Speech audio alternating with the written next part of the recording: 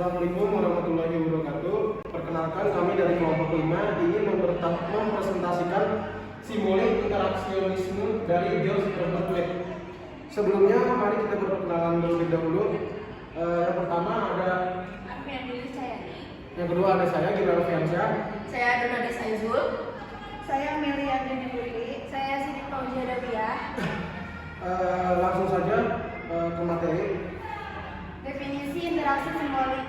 Teori interaksi simbolik merupakan teori yang memiliki asumsi bahwa manusia membentuk makna melalui proses komunikasi, yang berarti orang bertindak berdasarkan makna simbolik yang muncul dalam situasi tertentu.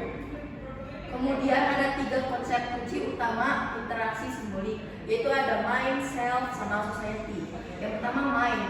Mind itu adalah kemampuan untuk menggunakan simbol yang mempunyai makna sosial yang sama, di mana setiap individu harus mengembangkan pikiran mereka melalui interaksi dengan individu lain. Kemudian ada self. Self itu adalah kemampuan untuk merefleksikan diri tiap individu dari penilaian sudut pandang atau pendapat orang lain. Dari teori interaksionisme simbolis adalah salah satu cabang dalam teori sosiologi yang mengemukakan tentang diri sendiri, the self, dan dunia luarnya. Kemudian ada society yang yaitu hubungan sosial yang diciptakan, dibangun, dan dikonstruksikan oleh tiap individu di tengah masyarakat. Dan tiap individu tersebut terlibat dalam perilaku yang mereka pilih secara aktif dan sukarela, yang pada akhirnya mengantarkan manusia dalam proses pengambilan peran di tengah masyarakatnya. Teori interaksionisme simbolik didasarkan pada cara pandang atau perspektif, atau dapat diartikan sebagai asumsi yang digunakan seseorang untuk melihat objek tertentu.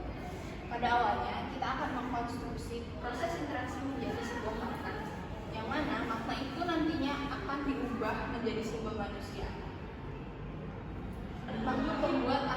Yaitu makhluk pembuat atau produsen simbol yang dikenal dengan istilah animal symbolism.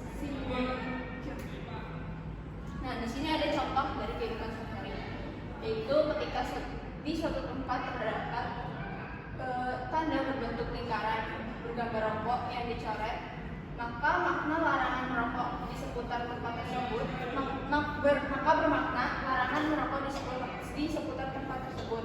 Larangan ini sudah diyakini bersifat universal dan semua benda dianggap memiliki simbol, tetapi tidak akan bermakna jika tidak diberikan.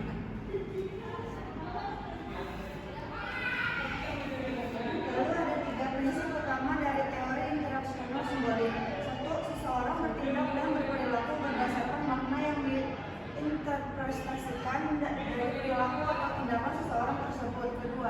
Makna sosial merupakan hasil konstruksi sosial. Yang 3. Penciptaan makna dan pemahaman sosial merupakan proses interaktif yang terus berlangsung.